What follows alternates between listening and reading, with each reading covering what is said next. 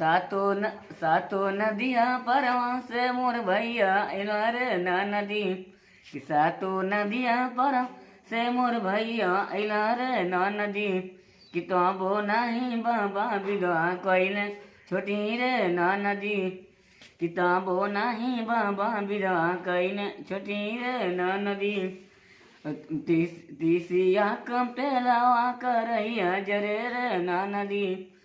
तीसिया कंपेला करैया जरे रे ना नदी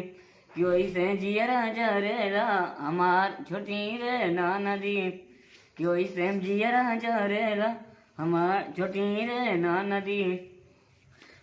जेठ बाई सखा में जमीनिया जरे रे ना नदी कि जेठ बाई सखा